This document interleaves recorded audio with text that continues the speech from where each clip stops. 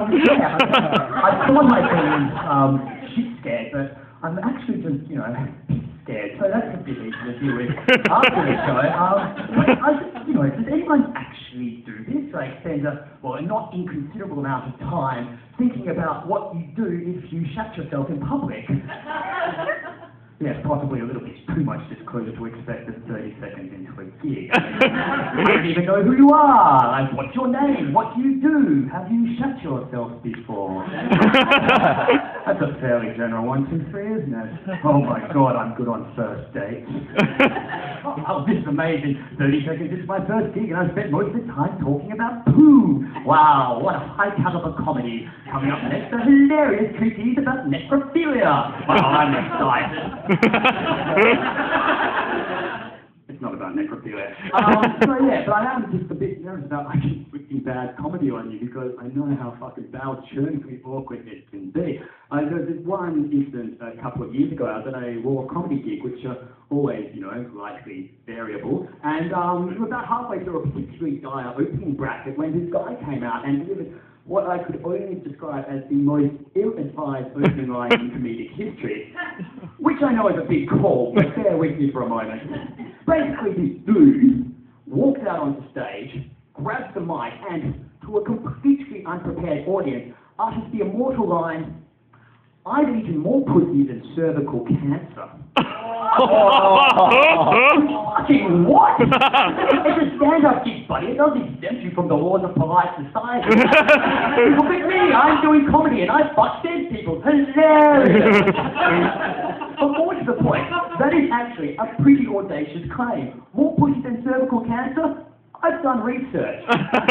Cervical cancer affects about 7 per 100,000 women in Australia as of the data available in 2003. Extrapolate out of a population of 10 million women, subtract 2 million for women below the age of consent, 8 million people, that equates out to about 725 cases of cervical cancer per year, or 2 pussies per day.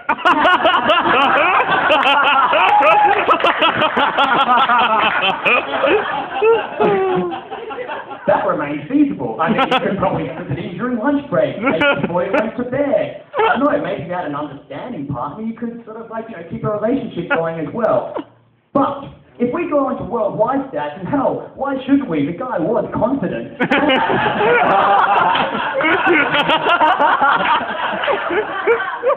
Then we get up to 9 per 100,000 women, extrapolate out over 3 billion people, 3 billion women in the world. You're getting out to around about 270,000 cases of cervical cancer per year, or roughly 739.726 women per day, or 1 every 30 seconds.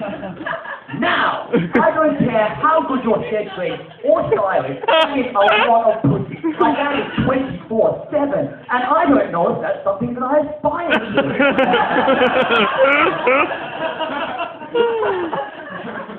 So anyway, my name's Luke. I'm 22, good posture, nice smile, great array of jokes about cervical cancer. And I know what you're all thinking, and, well, yes, I did have cancer.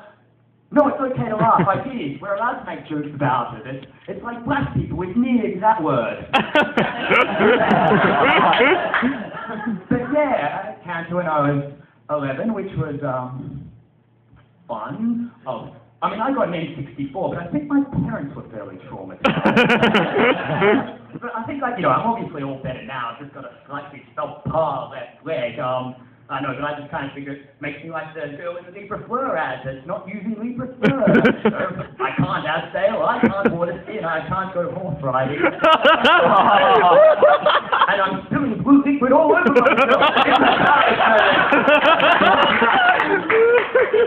I think the best thing about having cancer is that after you've had cancer, you feel like absolutely indestructible. It's like, in old school video games, you die and you come back, you'd be slashing and I'm that guy. Fetch me another ale bar, keep it, I'll wash it down with a kilo of steak. Now I'm smoking and I don't even enjoy the taste.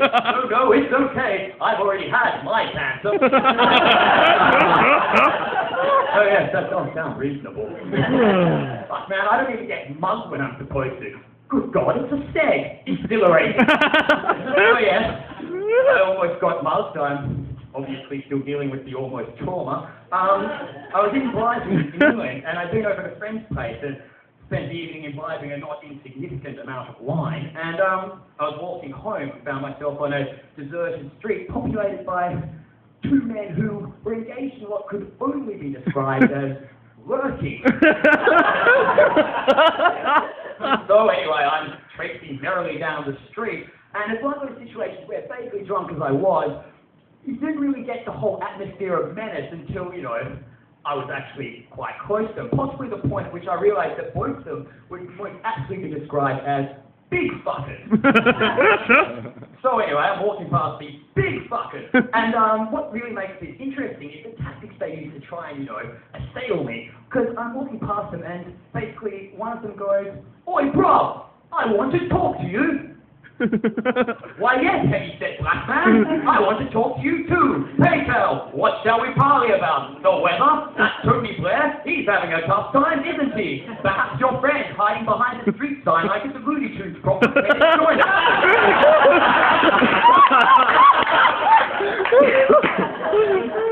Which obviously I didn't say. Instead, rejoining with a very civilized, "No thanks, mate, I'll be fine." A social rejection which evidently seemed to bamboozle them no end, and I sort of made my crippled limp escape. Phew.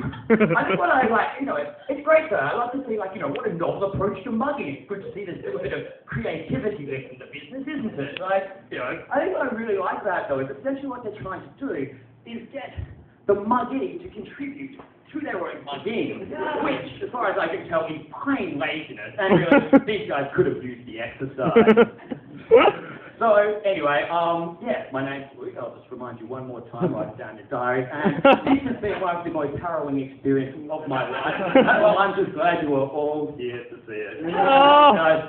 Yeah!